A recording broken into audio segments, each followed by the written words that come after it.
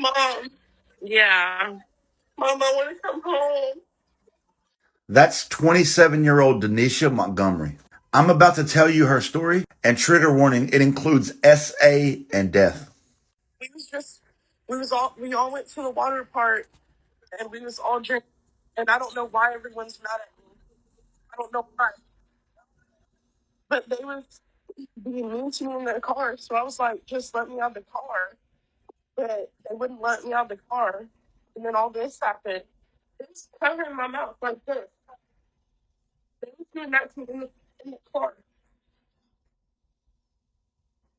Those are clips from a FaceTime call that she made to her mother on July 19th. She was telling her mother about a trip she had gone on that day to an amusement park. These are the 4 people she went with. This is PFC Brianna Frank. This was Denisha's roommate. Denisha went to the water park with these 4 individuals, and they were drinking. On the way home, they started being very aggressive towards her. She wanted out of the car, but they wouldn't let her out of the car. They then began punching on her, covering her mouth so she couldn't breathe, and left marks on her body as you saw in the video. She had no idea why any of this was happening. Going to talk to CID tomorrow. I can't be here no more. I don't trust them. I don't trust my leadership.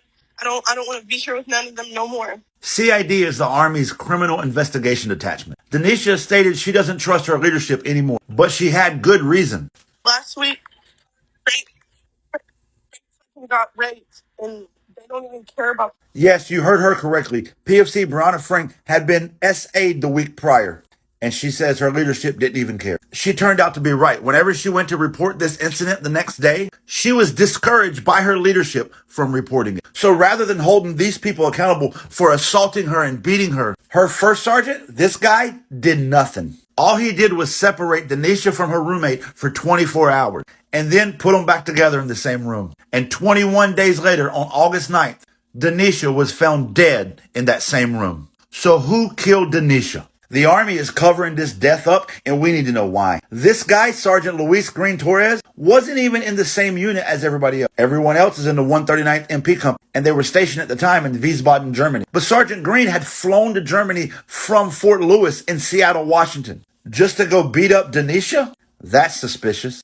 But there's more. 13 days after Denisha had been murdered, PFC LaCourtney Colvin made a Facebook post. In that Facebook post, he talked about how Denisha had pulled him over one night because Denisha was military police. You see this comment where PFC Colvin said, you know, this old girl who gave us that warning ticket, him and his friend had a synthetic marijuana on them called Blue Lotus, which is illegal in the Army. And he should have been arrested for being caught with, but instead he was given a warning ticket. Turns out that when Denisha pulled over LaCourtney and found the Blue Lotus, the synthetic marijuana, her supervisor radioed and said, just let him go with a warning. And in the Army, nobody gets off with a warning for having drugs. 9 days after LaCourtney Colvin made this post, he too was found dead in his barracks room in Germany.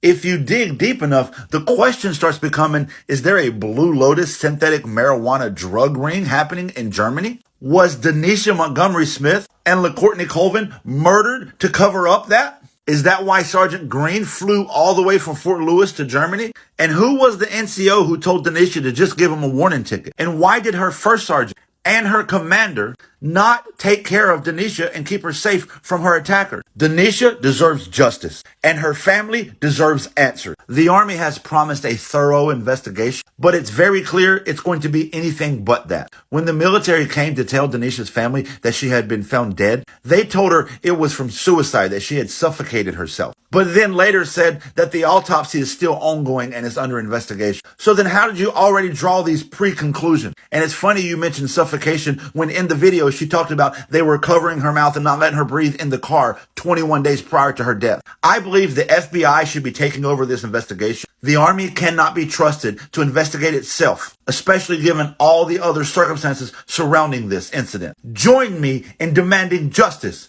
for Denisha Montgomery.